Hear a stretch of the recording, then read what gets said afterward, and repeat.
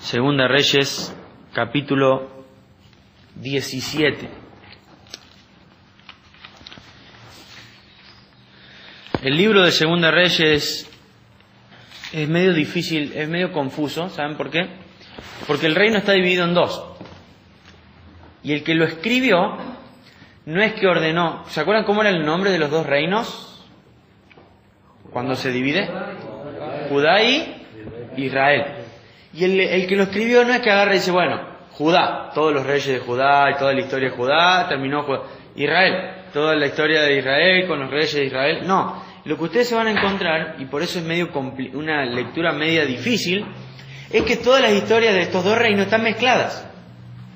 Entonces ustedes van leyendo y dicen, en el 8º año del rey tal que reinó en Judá, empezó a reinar en Jerusalén el rey tal, y reinó tantos años hasta que en el tal año que reinó el de Jerusalén, empezó a reinar otro en Judá. Y ustedes van a ver esto, que son las dos historias como paralelas, mezcladas. Y otra de las cosas que decíamos el martes, hay hasta veces que tienen los dos reinos reyes con el mismo nombre. O sea, hay una vez que tienen el mismo nombre. O sea, más confuso imposible. Son libros que por ahí requieren un poco más de dedicación, un poco más de estudio. Es más, es algo, bueno, que les habrá pasado todo en historia, en la escuela. Son libros históricos, hablan de la historia. Lo emocionante, como se darán cuenta si lo leen, es que no solo es la historia de un pueblo, es la historia de Dios revelándosele a un pueblo. Eso lo hace emocionante. Nosotros tenemos la historia de la historia de Argentina, y tenemos la historia de Brasil, la historia de Uruguay, y todas estas historias, muchas son bastante fascinantes o emocionantes, algunas no tanto. Lo loco de acá es que es la historia de Israel, pero lo que tiene en particular es que Dios está detrás de esta historia. Entonces hay cosas que son sobrenaturales todo el tiempo. O sea, hay, por ejemplo, muertos que vuelven a la vida. Nosotros no tenemos eso en la historia de Argentina. Bueno, Israel lo tiene en su historia, porque Dios está detrás de esta historia. Entonces, tenemos a profetas que hablan de parte de Dios. Nosotros no tenemos eso.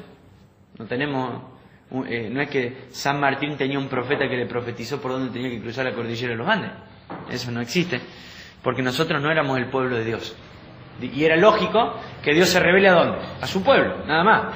Pero así como era lógico que se le revele a su pueblo, también era lógico que de quién se debería esperar obediencia. De ese pueblo al que se le había revelado.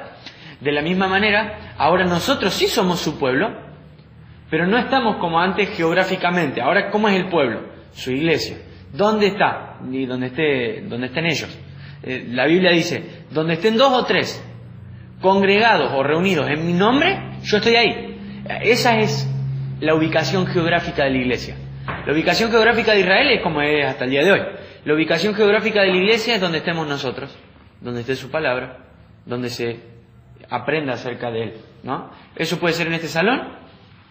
Si mañana lo destruyen por algún terremoto, nos podemos juntar abajo de una planta y sería ese lugar la iglesia, o podemos ir a la casa de alguien y sería ese lugar. Ya no estamos definidos en un lugar geográfico. Pero en el Antiguo Testamento sí, el pueblo de Dios tenía un lugar geográfico y se demandaba y se le pedía que sea obediente.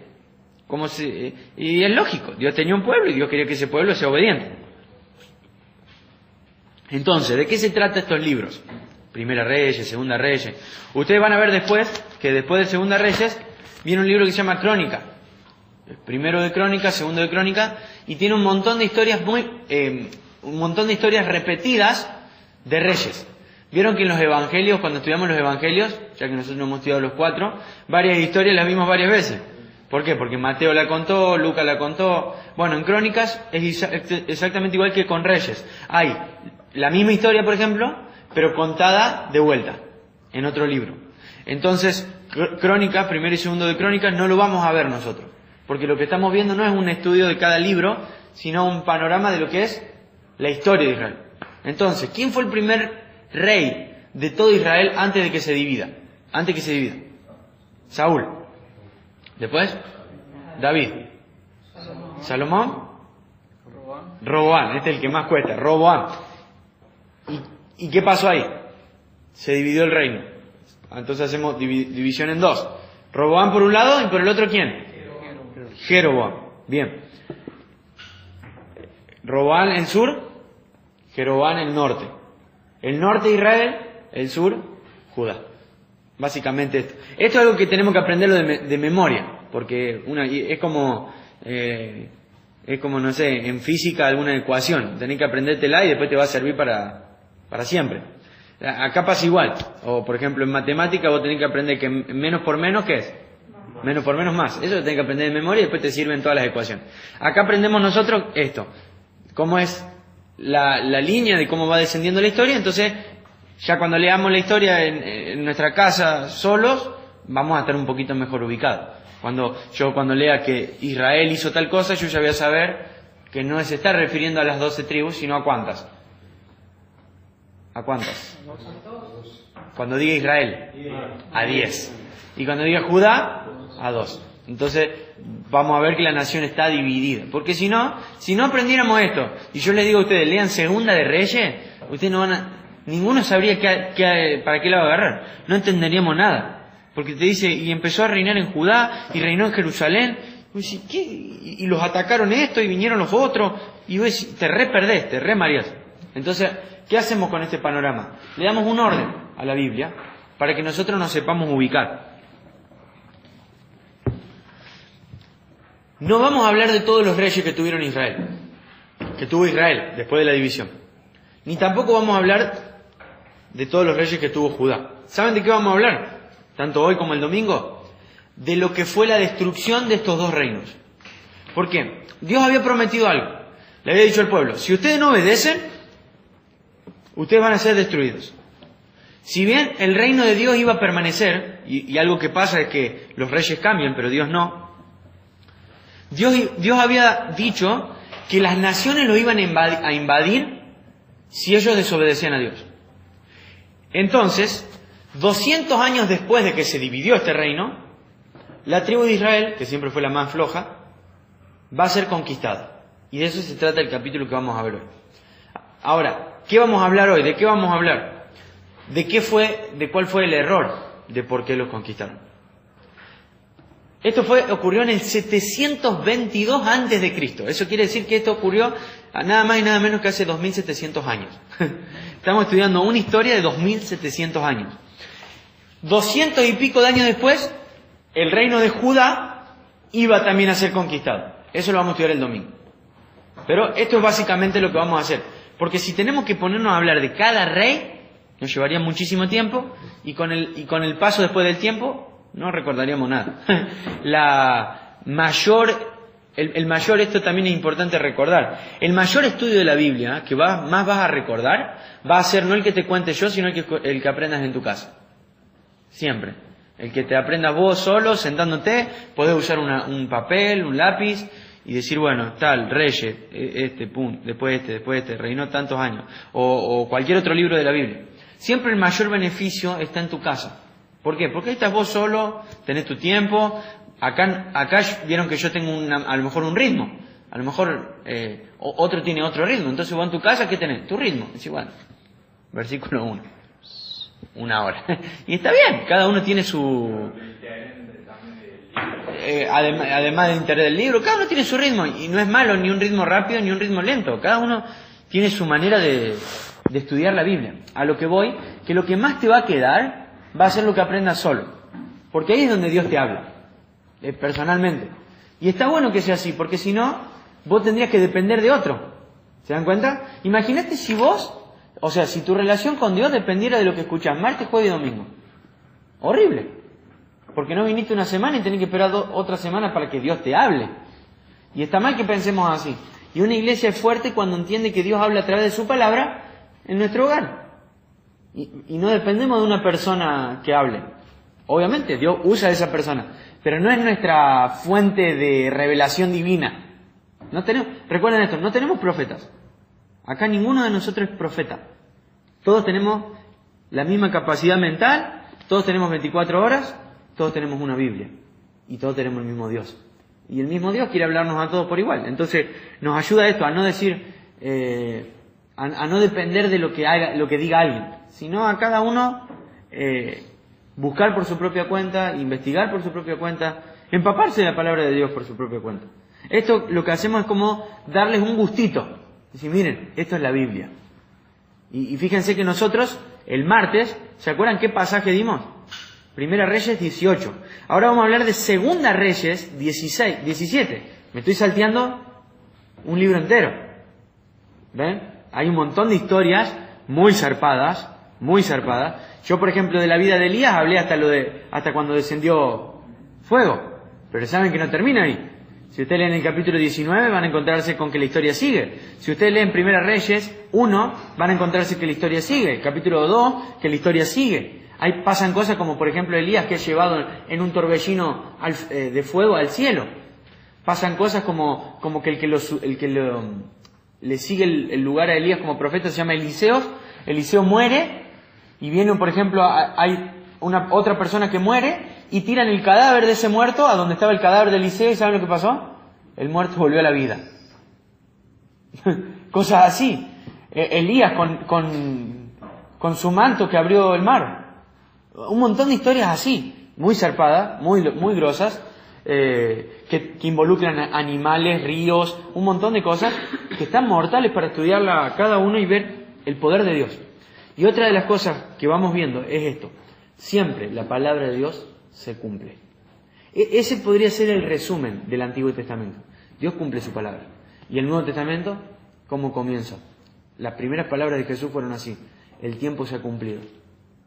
Es decir, que todo trata de esto, de que su palabra siempre se cumple. Siempre. Entonces, ¿por qué había profetas en la historia de Israel? Para recordarle esto, la palabra se cumple. Entonces, así nos metemos al capítulo 17. La palabra se cumple. Dios había dicho, ustedes hacen las cosas mal y les va a ir mal. ¿Y qué vamos a ver ahora? Que la palabra de Dios se cumple. Versículo 1. Capítulo 17, versículo 1.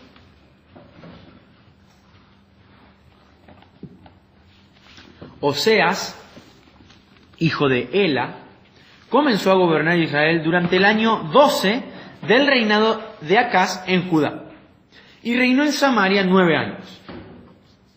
Él, Oseas, hizo lo malo a los ojos del Señor, aunque no tanto como los reyes de Israel que gobernaron antes de él. Como hizo lo malo, pero no tanto. Ya como que te conformabas con no hacer lo tan malo, ¿no? Pero va a haber un problema. Escuchen este nombre raro. Salmanasar. Salmanasar, rey de Asiria, que era otra nación, nada que ver con Israel, atacó al rey Oseas, y por eso Oseas se vio obligado a pagar un elevado tributo a Asiria.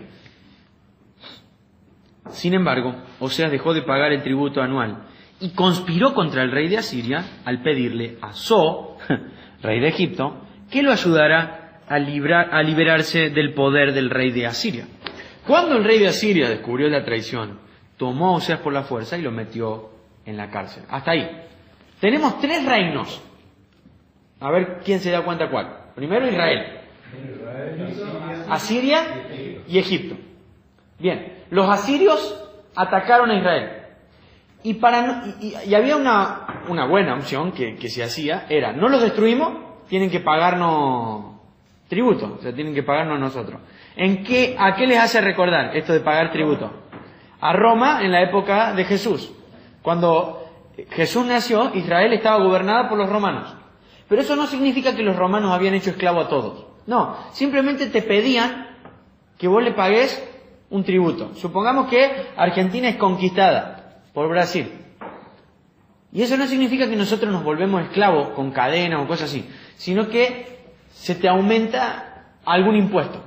Se te demanda un impuesto mayor. ¿Por qué? Porque esa plata va a ir para Brasil, directamente, limpia así. Y es el impuesto que ellos nos demandan por ser nuestros gobernantes. Si nosotros resistimos, ellos mandan sus tropas y nos matan a todos. Entonces, ¿qué queda?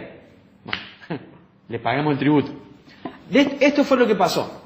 Asiria conquista a Israel y le obliga a pagar, pero no un tributo mediano, un tributo que dice que era bastante costoso. Entonces esto debió haber traído una demanda muy grande en el país y esto debe haber traído problemas en el país. Entonces, ¿qué hace Oseas, el rey de Israel?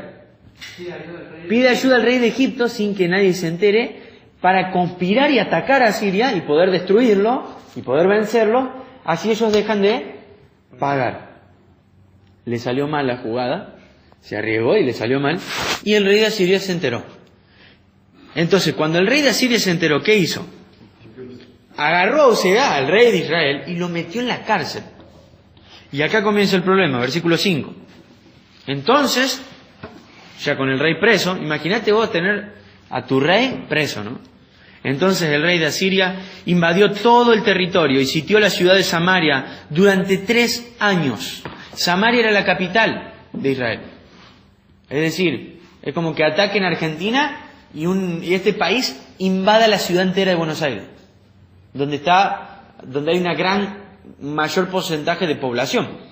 Atacaron 3 años a Samaria. Dice el versículo 6, finalmente, en el año 9 del reinado de Oseas, Samaria cayó. Y los israelitas fueron desterrados a Asiria, donde los establecieron en colonias, en la región de Halad, en Gozán, junto a la ribera del río Abor, y en las ciudades de los medos.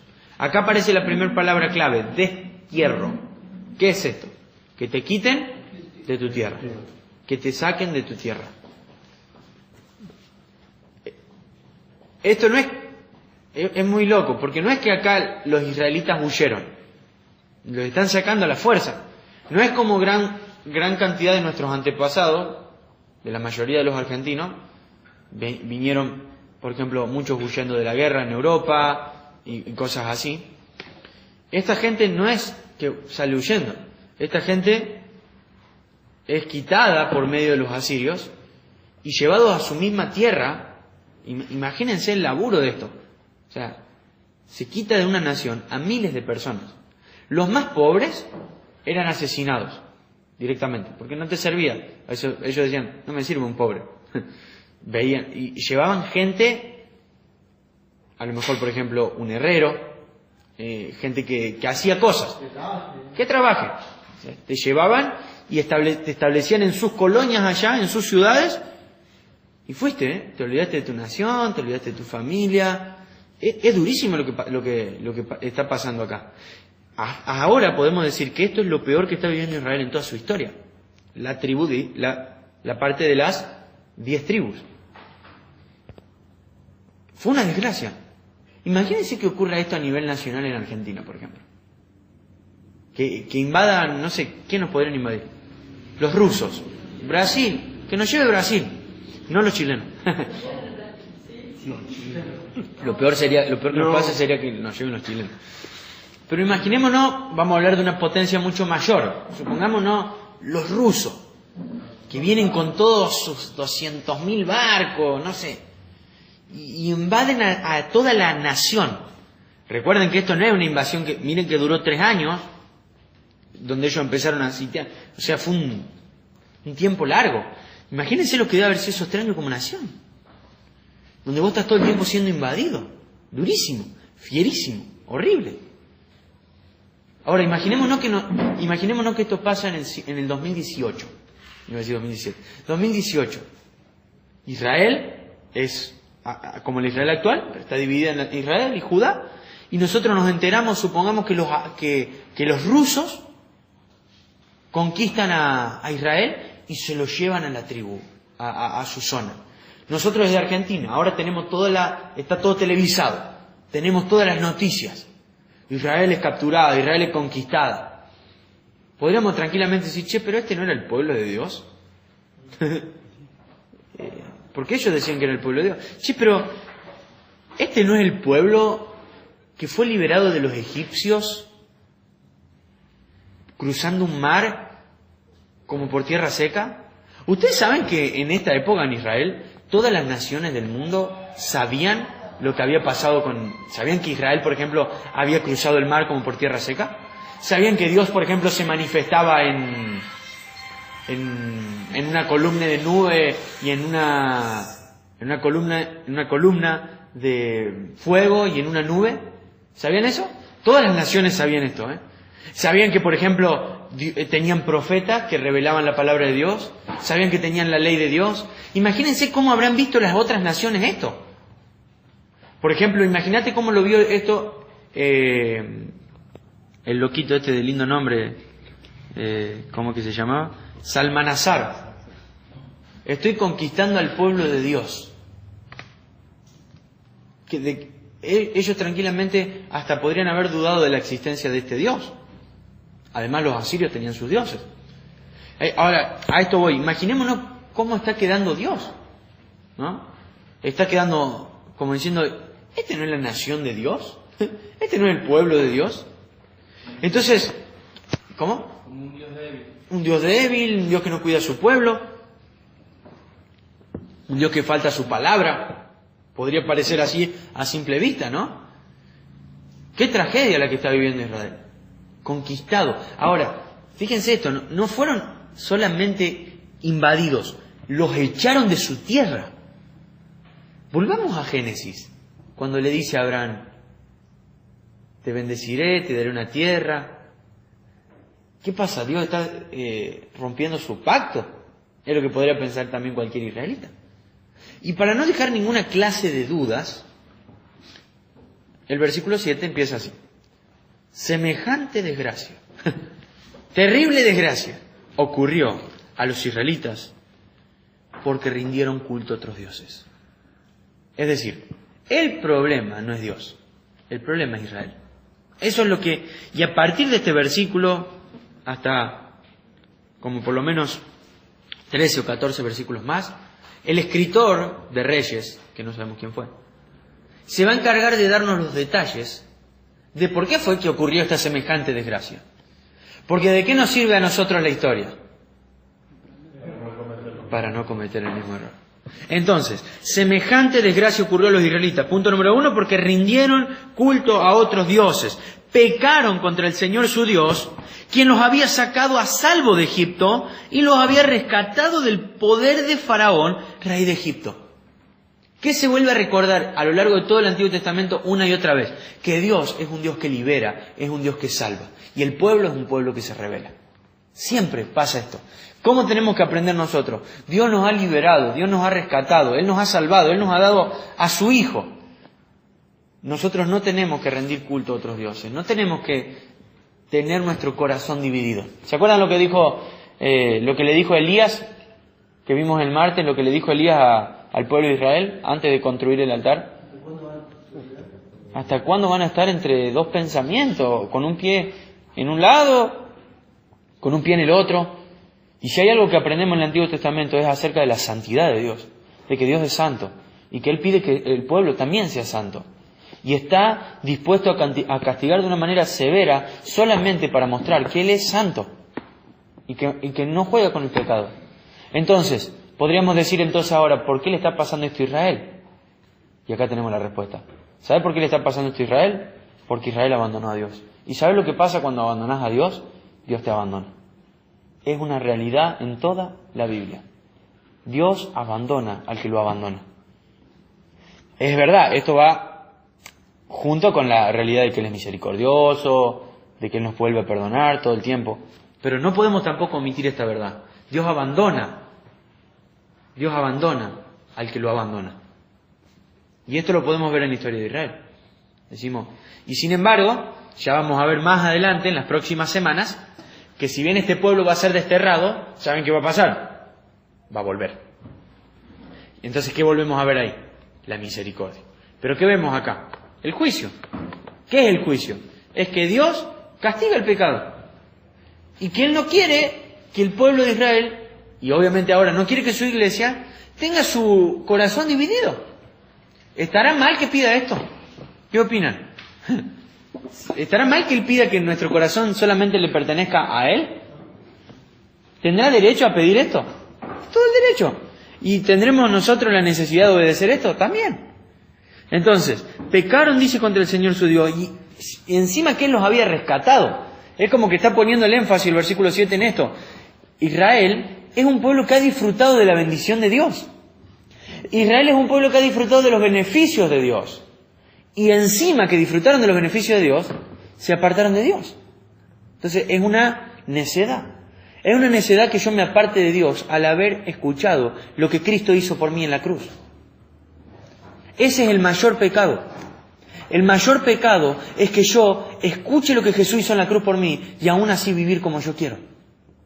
El mayor pecado es entender que Jesús cargó con mi pecado y mi maldad en la cruz y aún así no someterme a su señorío, a su gobierno. Es el más grande pecado. El más grande pecado que está cometiendo acá Israel es un desprecio. ¿Qué desprecio? De que el Dios que lo había liberado era el Dios al que no estaban sirviendo. Servían a Baal. ¿Se acuerdan una de las cosas que comenté el martes de lo que pedía Baal? Humanos, pedía que quemes tus niños. Y vos decís, pero espera, imagínate este contraste. Baal, ¿qué te pide? Bueno, Baal te pide que vos quemes a tu hijo. ¿Y Dios qué te pide? No, Dios te pide que lo obedezcas. Y encima Dios te liberó de Egipto. Miren ese balance. ¿Y a dónde iban? A Baal. ¿Y qué hacemos nosotros? Lo mismo. ¿Qué nos ha dado Dios? Todo. Nos ha dado la salvación, nos ha dado la eternidad, nos ha dado el cielo, nos ha dado a su Hijo. ¿A dónde está sirviendo? No, a las riquezas de este mundo. O a mi propio corazón, a mi propio vientre. Y somos iguales, ¿no? Miren lo que dice el versículo 8.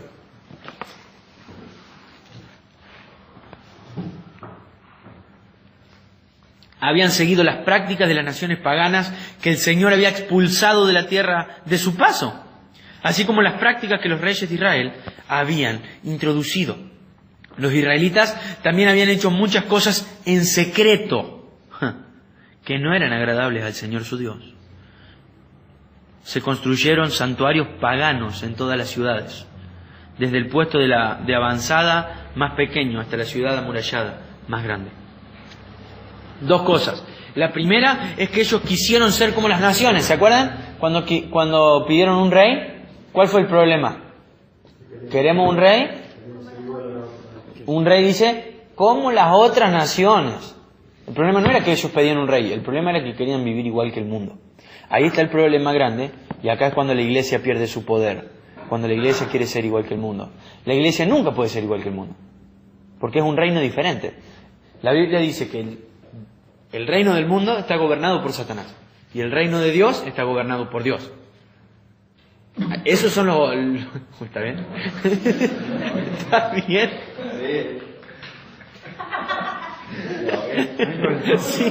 Sí, lo vi. Me desconcentré. Esos son los dos opuestos, ¿no? No hay reconciliación. ¿Se imaginan a Dios haciendo tregua con el diablo, por ejemplo? Nadie creo que se imaginaría eso. Y entonces, ¿por qué un cristiano tendría que hacer tregua con el mundo si es la misma diferencia? Es exactamente igual. Israel había sido llamada por Dios, salvada por Dios, llevada a la tierra de Canaán por Dios, dado la ley por Dios. ¿Todo para qué? Para que viva de manera diferente. Si no, Dios no hubiese hecho tanto escándalo, no hubiese hecho tanto espamento. Si Dios hubiese querido que Israel sea como las demás naciones, lo hubiese dejado en Egipto. No, Dios dice, yo te saqué para que vos veas, primero, que yo soy grande, que yo puedo darte agua desde una piedra, que yo puedo darte carne desde el cielo, pan desde el cielo, que yo puedo abrir el mar como quiera. Te saqué para que veas que yo puedo revelarme a vos, a un pueblo, para que seas diferente. ¿Y el pueblo qué hace? Queremos ser igual, quiere ser igual. Dios nos da su palabra, nos da el evangelio, nos da la cruz, nos da la iglesia, nos da la familia de la fe. ¿Para qué? Para que seamos diferentes. Nos da todo nuestro alcance, a nuestro servicio, a nuestra disposición. ¿Para qué? Para que seamos diferentes. ¿Y qué hacemos? Queremos ser igual a las demás naciones. Queremos ser igual al mundo. Queremos tener los mismos sueños que tiene el mundo. Queremos tener los mismos pensamientos que tiene el mundo. Queremos tener los mismos anhelos que tiene el mundo. Y ahí es cuando entramos en un error. ¿Por qué? Porque Dios nos salvó para ser diferentes. Él nos salvó para ser luz. La luz y las tinieblas son dos cosas distintas. Dios te llamó para que vos seas luz en las tinieblas, no para que te apagues y te vayas a las tinieblas. Y dice que ellos habían hecho muchas cosas en secreto, como cosas que a lo mejor no eran tan evidentes. El problema acá es este: todo para Dios es evidente. Todo para Dios es evidente. No hay absolutamente nada que yo pueda hacer en secreto delante de Dios. Él está presente en cada acto de desobediencia. Imagínate que vos estás ahora cometiendo un acto de desobediencia. Es como si Dios estuviera así mirándote. Pero todo el tiempo. Todo el tiempo. Todo el tiempo. Si yo estoy haciendo una acción mala, cometiendo una maldad o algo, tenés que saber algo. Dios está en ese lugar, puesto sus ojos en vos, observando cada segundo de tu vida. Y acá está diciendo, ellos hicieron cosas en secreto, pero ¿por qué están escritas acá? A Dios no se le escapa nada. Y dice, cosas que no eran agradables a Dios. Dios nos conoce. Dice la Biblia, todas las cosas están desnudas y expuestas ante los ojos de aquel que tenemos que rendir cuentas. Ahora, el problema no es solo que Dios ve todo. El problema es que encima vos vas a tener que rendir cuentas ante justamente el que lo vio todo. A veces pensamos que, me mandé este moco, pero nadie lo vio, zafó. No, ese moco es presentado a juicio delante de Dios que lo vio. ¿Se entiende? Entonces está diciendo Dios, yo vi todo, yo conozco todo, yo sé cuáles son todos los problemas de la nación de Israel. Es más, Jesús mismo dijo que Él miraba el corazón. Fuimos. Si hay un lugar donde podemos llegar a ocultar algo a las demás personas, es decir, bueno, en el corazón. Yo puedo abrazar a alguien, por ejemplo, y estar odiándolo, ¿o no? Sí. Bueno, a Dios no se le escapa eso. Él conoce nuestro corazón. Él sabe quiénes somos. Si tu lealtad hoy está dividida entre Dios y este mundo, Él lo sabe, Él lo sabe. Tenés que saber que Él lo sabe. Que Él lo sabe. Y, obviamente, responder con arrepentimiento. Pero sigue la problemática de Israel. Versículo 10. Levantaron columnas sagradas y postes dedicados a la diosa Acera en la cima de cada colina alta y debajo de todo árbol. Ahora, imagínate esto. Salgamos a dar un paseo por Israel en el 700 a.C. Yo lo llevo, nos vamos en una máquina del tiempo, caemos en Israel 700 a.C., este es el pueblo de Dios, es la ciudad que Dios Dios formó, y empezamos a dar una vuelta en tipo como, no sé, en algún, como el del Volver al Futuro, ese, sí, el coso. Y vemos un poste levantado, un poste alto. Entonces yo soy el guía de ustedes, ¿no? Y me dicen, che, ¿y ese poste cuál es? Bueno, ese poste es dedicado a la diosa Acera. Pero espera, estamos en el pueblo de Israel. Sí, esa es la diosa Acera. Y aquel templo se dedican los sacrificios a Baal. ¿Cómo a Baal? Si este es el pueblo de Dios. Bueno, así. Esto es lo que estaba pasando. Vos recorrías el pueblo de Israel, que era el pueblo de Dios, y te encontrabas con ¿qué? Ídolos, santuarios. Una locura sería para ustedes el domingo entrar y ver a un gauchito Gil ahí en esa esquina. Bueno, pero imagínate encontrarlo en una iglesia. Imagínate que ustedes vienen mañana y se encuentran con un gauchito ahí en la esquina, un sol la muerto así en la pared, estampitas de San Expedito por toda la otra pared. Sería una locura, ¿no? Una locura. Sin embargo, esta no es la iglesia. La iglesia es tu corazón, la iglesia sos vos. ¿Qué hay en tu corazón? Nosotros hicimos un recorrido por Israel y encontraríamos postes de Acera, de Baal. ¿Qué pasa si hoy hacemos un recorrido por tu corazón? Tápenlo.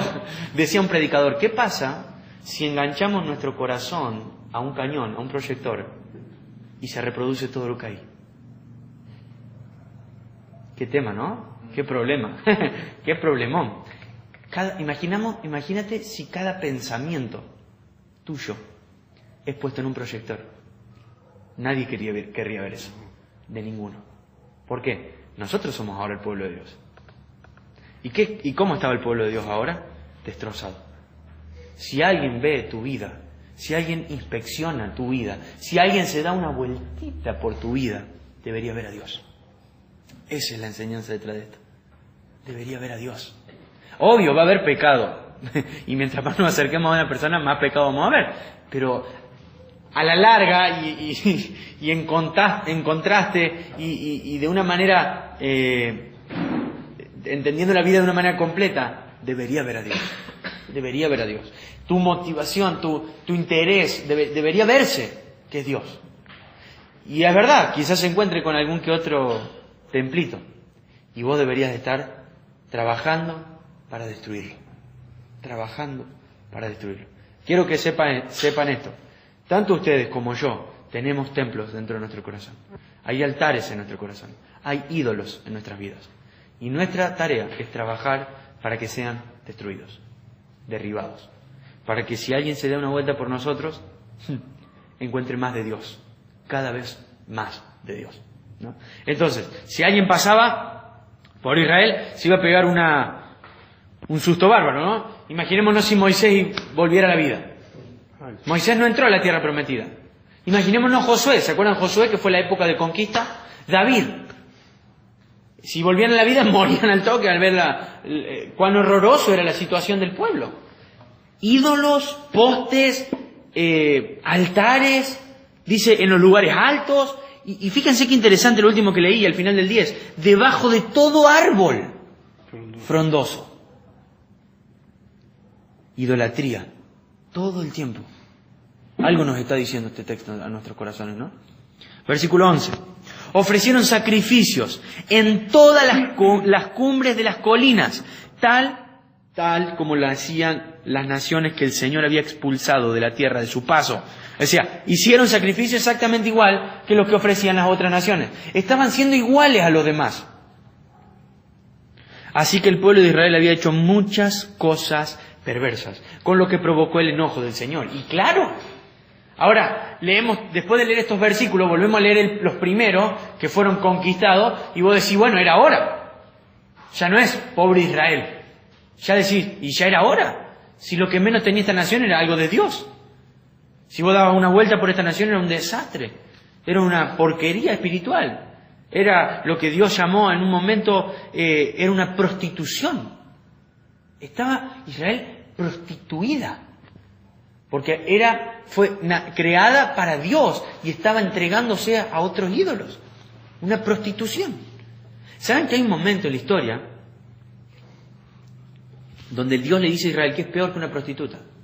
Porque le dice, la prostituta por lo menos cuando se prostituye gana plata. Ustedes pagan para prostituirse. O sea, son peores que una prostituta. Miren, y este lenguaje es el que usa Dios con la nación. Durísimo. Pero claro, si era la nación que había recibido los beneficios de Dios, ¿qué nación recibió los beneficios? ¿Qué otra nación recibió tantos beneficios como Israel? ¿Qué otra? Ninguna. Y ya vamos a ver. Hay otro pueblo que ha recibido más beneficios que Israel. La Iglesia. No hay un pueblo que haya recibido tanto beneficio como la Iglesia. No hay otro. Al punto que Hebreos 6 dice, si vos estuviste dentro de una iglesia y gustaste del don celestial, no dice que fuiste salvo, sino que escuchaste del Evangelio, dice, y vos te apartaste, ya no hay sacrificio por el pecado para vos, porque estás pisoteando la sangre de Cristo. Eso lo dice Hebreos 6, durísimo Hebreos 6. Dios le ha dado bendiciones a la iglesia. Dios le ha dado bendiciones a Israel. Sí, le había dado muchísimas. Pero ¿cuánto más a la iglesia? Bueno, hay una sola que supera todas. Hay algo que Dios le dio a la iglesia que no le dio a Israel. Su Hijo. Su Hijo. No hay una bendición más grande que Cristo. Cristo dice la Biblia, que es toda bendición espiritual. Es Cristo. Que todo se resume en Él. ¿Y a quién se le dio Cristo? A la iglesia. A la iglesia. Se te dio a vos. O sea, Dios te dio a su Hijo. Es verdad, vos no cruzaste por un mar como por tierra seca. No recibiste el mejor alimento del cielo. Pero sí pasaste de muerte a vida. Sí recibiste el verdadero pan del cielo. Eso dice Juan 6. Juan 6 dice, Israel recibió el pan del cielo, pero ustedes recibieron el verdadero pan del cielo. ¿Quién es? Él. Él es el pan de vida. Es decir, vos recibiste más bendiciones. Esto es lo que quiero inculcar, porque esto es el verdadero temor de Dios. Es que vos sepas que vos recibiste más bendiciones que Israel. Y si Dios demandaba tanta obediencia de Israel por el hecho de que había hecho tantas cosas buenas con el pueblo, ¿cuánto más demandará con nosotros después de todo lo que nosotros conocemos, sabemos que ha hecho a favor nuestro? Dios nos ha prometido el cielo, Dios nos ha regalado su Hijo, ha pagado nuestros pecados. ¿Qué más podemos pedir? ¿Qué más? ¿Qué más se le puede pedir? Pero con este gran regalo y con esta gran bendición viene una gran responsabilidad, que es vivir en obediencia y en sumisión a Él. ¿Por qué? Por todo lo que le ha hecho. Por todo lo que le ha hecho. No tenemos que responder como Israel. Aprovechemos de este ejemplo. Usemos de este ejemplo. Sigue, dice el versículo 12. Efectivamente, como que está Como que está enfatizando, ¿no? Efectivamente, rindieron culto a ídolos, a pesar de las advertencias específicas que el Señor les hizo repetidamente. Acá hay dos palabras claves. La primera es que era algo específico y la primera era que era algo repetido. ¿Qué significa que algo sea específico? ¿Qué se entiende? Es decir, que acá Israel no cayó por falta de conocimiento de la ley. Ellos la entendían.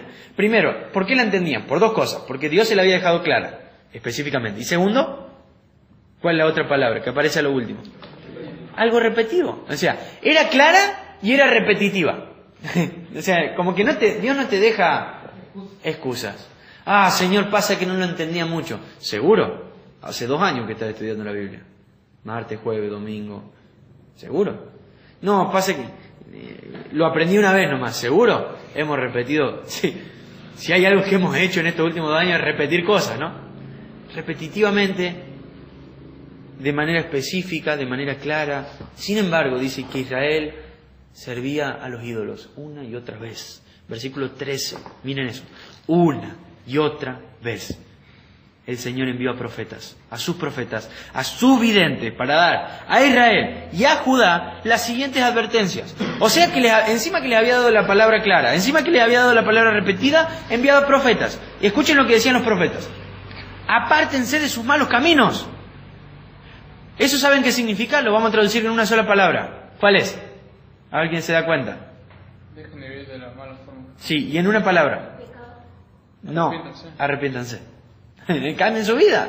Arrepiéntanse. ¿Ven que el mensaje es siempre el mismo? Arrepiéntanse. Ahora, segunda parte. Obedezcan mis mandatos y decretos. Es decir, toda la ley que les ordené a sus antepasados que obedecieran y que les di a ustedes a través de mis siervos, los profetas. 2 cosas. Arrepiéntanse y obedezcan. 2 cosas. No era tan difícil. Bueno, ¿y qué hay que obedecer? La ley. Y entonces tenías que estudiar la ley ¿para qué? Para obedecerla. Chau. ¿Ven que no es tanto? No era tanto. Versículo 14. Sin embargo, los israelitas no pudieron aprender.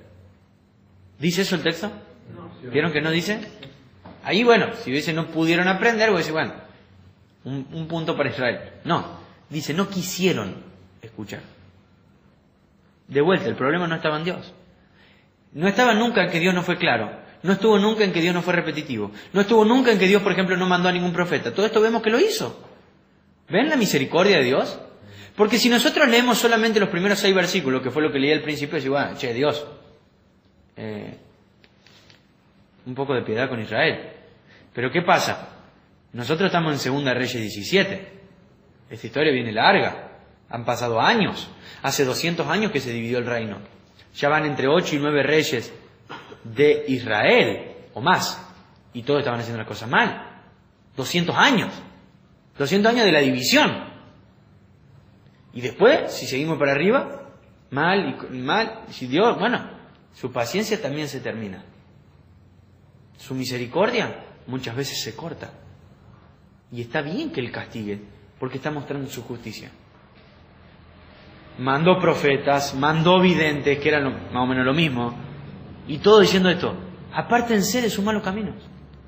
Ellos veían que la gente estaba viviendo mal. ¿Cuál fue el último profeta que estudiamos, que ustedes recuerdan que decía esto de apártense de sus malos caminos? Lo vimos el martes. ¿Cómo? Elías. Elías está entre estos profetas. ¿Qué hizo? ¿Cuál fue la tarea de Elías? Cuando se junta con todo Israel en el monte Carmelo, que les dice acérquense. Dice, ¿hasta cuándo van a seguir viviendo de esta forma? Y está como enojado Elías. Después mató a todos los profetas él, los degolló. Mostró que Dios podía enviar fuego del cielo. Y vieron que toda la nación en ese momento se arrepintió. Le duró re poco.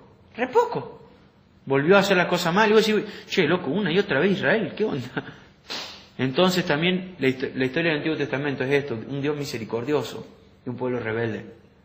Enviaba a los profetas y los israelitas dicen, no quisieron escuchar. Dice, escuchen esto, fueron tan tercos como sus antepasados, quienes se negaron a creer en el Señor, su Dios. Si ustedes prestaron atención, van a ver que ya ha aparecido muchas veces la palabra Señor, su Dios. ¿Qué significa Señor? Amo, Rey. Entonces vos decís, vos decís, bueno, te negaste a obedecer a tu vecino. Bueno, ¿qué problema hay? O sea, no hay ningún problema. Si yo no le tengo que rendir obediencia a mi vecino. Acá el problema es, te negaste a obedecer a el Rey. ¿Sí? Ahí está el problema. No es te negaste a obedecer, es a quién te negaste a obedecer. Porque si yo me niego a obedecer al vecino, ¿qué pasa? No pasa nada si yo no le debo nada. El problema es cuando yo me niego a obedecer a Dios. Por eso repetidas veces aparece la palabra Señor. En el hebreo la palabra es Adonai, significa amo, dueño, rey. Y aparece la palabra siervo, que es esclavo, siervo que significa esclavo. Esta es la relación que Dios tenía con el pueblo. Amo, rey, señor y esclavo. Se negaron, dice. Se negaron a creer en el Señor. ¿Les habrá dado motivos Dios para que crean en Él?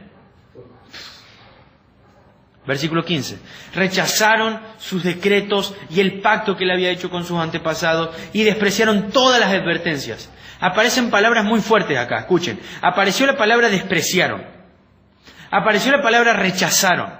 Apareció las palabras se negaron. Aparecieron las palabras no quisieron. ¿Ven? ¿De qué nos hablan todas estas palabras? Negación, rebeldía. ¿Ven la rebeldía? Se negaron, no quisieron, rechazaron, despreciaron. Todos verbos que están hablando mal de Israel.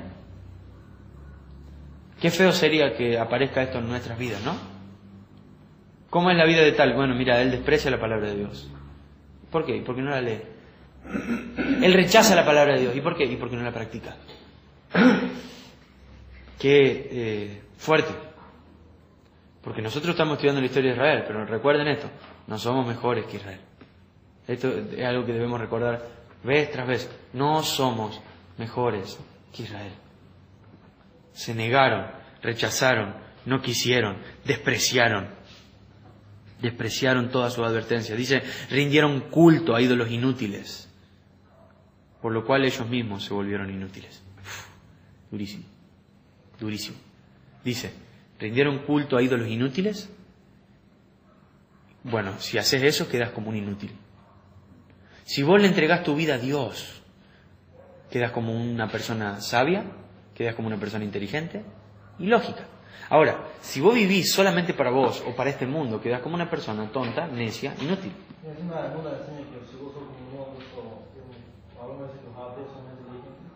¿Sí?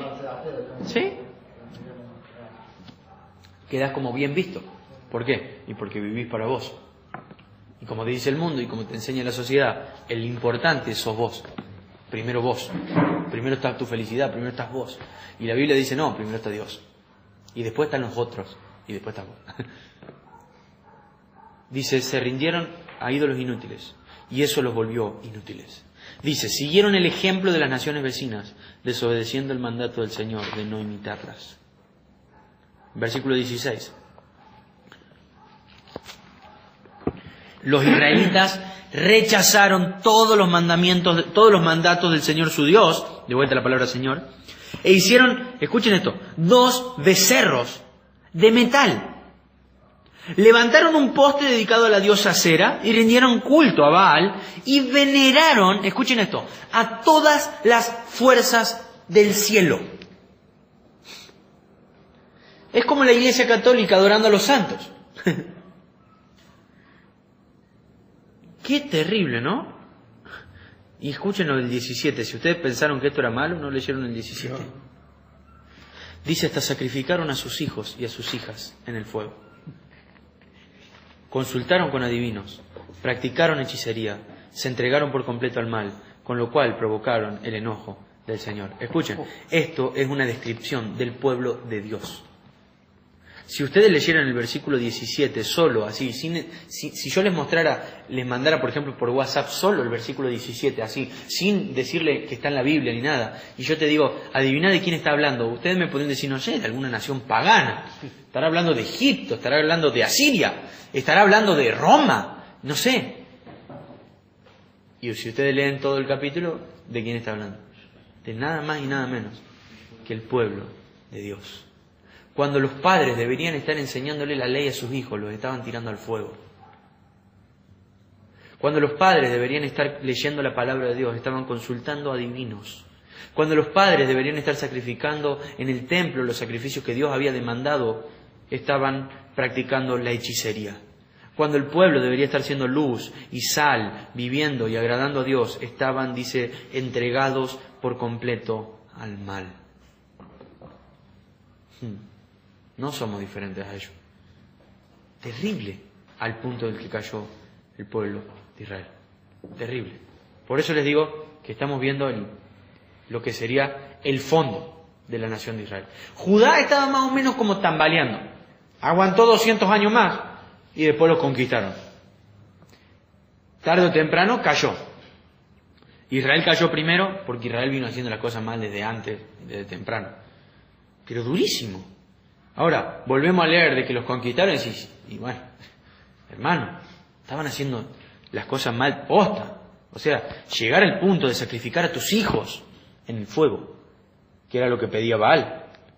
Llegar al punto de consultar a divinos, llegar al punto de practicar la hechicería. Soy el pueblo de Dios. ¿Saben que ellos tenían la ley, el Antiguo Testamento? Ellos tenían Génesis ya escrito, Levítico, Números, Deuteronomio. Ya estaba escrito. Josué, los primeros libros de la Biblia ya estaban escritos. ¿Saben que ellos tenían, por ejemplo, Proverbios, Salmos? Porque eso lo había escrito David y Salomón, eso ya había pasado. Ya estaba Josué, ya estaba el libro de Jueces.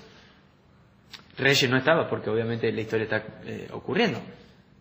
Pero ¿saben que algunos de los profetas que están a lo último también ya estaban? ¿Sabían de la historia de Elías? ¿Y qué estaba haciendo el pueblo? Nada que ver con lo que debería estar haciendo. 4 cosas malas: sacrificando a sus hijos, consultando a divinos, practicando la hechicería y entregados por completo al mal. Dice el versículo 19, como el Señor estaba muy enojado con los israelitas, escuchen esto porque es durísimo, los barrió de su presencia. Solo la tribu de Judá quedó en la tierra. Los barrió de su presencia. Pero escuchen, pero aún los de Judá se negaron a obedecer los mandatos del Señor su Dios, ya que siguieron las prácticas perversas que Israel había introducido. El Señor rechazó a todos los descendientes de Israel, los castigó, entregándolos a sus agresores hasta expulsar a Israel de su presencia. Si ustedes ven la historia humana, ustedes podrán decir Asiria conquistó a Israel. Pero si lo vemos desde el punto de vista de Dios, ¿cómo sería? Dios está expulsando a Israel. ¿Se entiende? Desde el punto de vista humano, una nación está conquistando a la otra nación. Desde el punto de vista divino, como ustedes barren en su casa la mugre, Dios está barriendo a Israel, considerándolo mugre, por todo lo que ellos estaban viviendo. Mugre, porquería. Fueron expulsados de la presencia de Dios, porque no estaban agradando a Dios. Y dice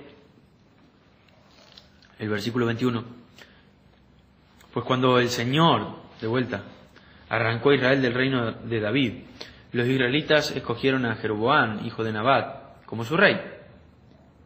Que eso fue lo que pasó al principio, lo estudiamos el domingo pasado. Pero Jeroboam alejó a Israel del Señor, de vuelta la palabra Señor, y lo hizo cometer un gran pecado. Los israelitas persistieron en seguir todos los caminos perversos de Jeroboam, no se apartaron de esos pecados, hasta que finalmente el Señor los barrió de su presencia, tal como les había advertido todos los profetas. En consecuencia, los israelitas fueron desterrados y deportados a Siria, donde se encuentran hasta el día de hoy. Eso quiere decir que cuando el libro es escrito, Israel ya no estaba más en Israel. ¿Ven? O sea, vieron que acá dice hasta hoy, Nosotros estamos leyendo la historia, ya sabemos que Israel se fue, ya sabemos que después un grupo volvió a la tierra, pero el que está escribiendo con Israel allá, en cautiverio, y está escribiendo y redactando la historia para que el israelita que sigue, por ejemplo en Judá, entienda por qué está allá. ¿Se entiende? Que así es como comienza el versículo 7. Semejante desgracia ocurrió porque, Entonces el israelita que estaba en la tierra podía leer esto y decir, qué mocazo lo que vivió Israel. Y podemos ver la causa, que es cómo vivieron, y podemos ver la consecuencia. Entonces esto tenía que animar a los que no estaban en el cautiverio, ¿a qué? Y a vivir de una manera completamente contraria. De la misma manera, nosotros somos llamados a leer las advertencias, a escuchar las advertencias, para no caer de la misma manera. Acá, para terminar, quiero mostrarles que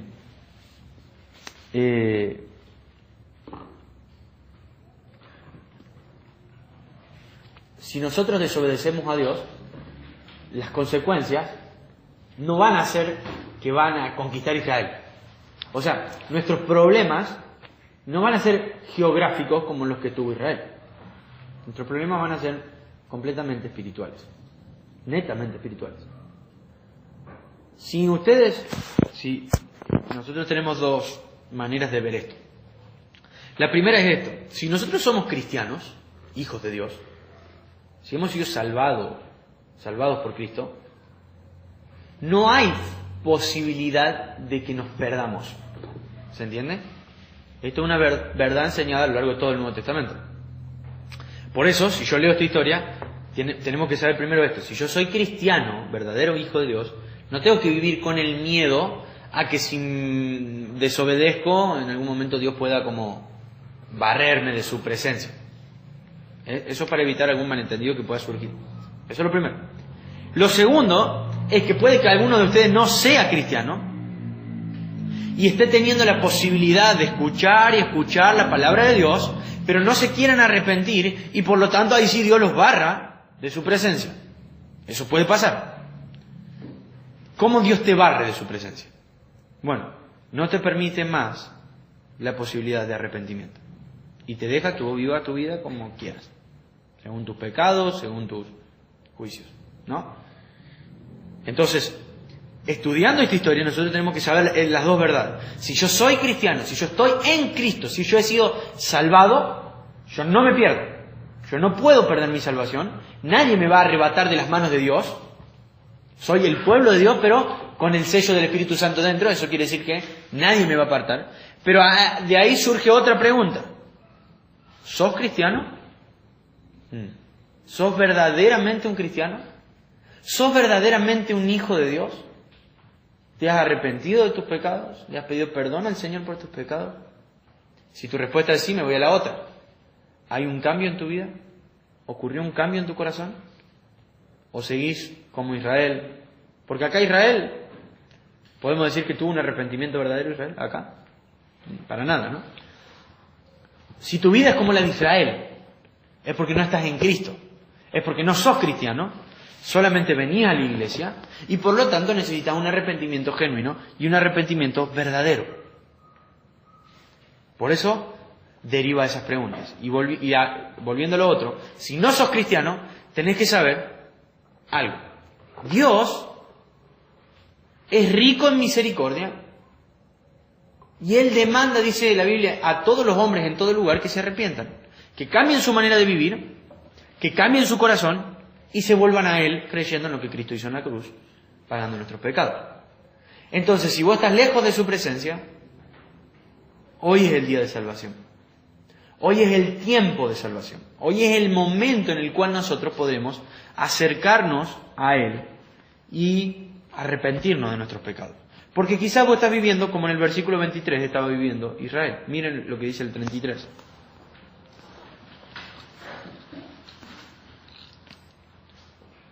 Por ejemplo, hablando del pueblo de Israel, dice: adoraban al Señor, seguían tras sus propios dioses según las costumbres religiosas de las naciones de donde provenían. ¿Vieron? Como diciendo, como que querían hacer las dos cosas. No se puede. Por eso te estoy hablando a vos si estás viviendo de esta manera, haciendo las dos cosas. Te estoy hablando a vos si estás dividiendo tu corazón entre Dios y entre el mundo. Si querés venir a la iglesia, pero a la vez seguir ocultando cosas pecaminosas, a vos te estoy hablando. Si querés seguir viniendo a la iglesia, pero a la vez seguir siendo tu propio dueño, a vos te estoy hablando. Y a esto voy. Necesitamos arrepentirnos de nuestros pecados y entregar por completo nuestro corazón al Señor, sabiendo que Él envió a su único Hijo a morir en la cruz y a liberarnos de nuestros pecados, a dar la vida por nosotros, para que nosotros solamente vivamos para servirle a Él. Entonces, termino con el versículo 36 al 39.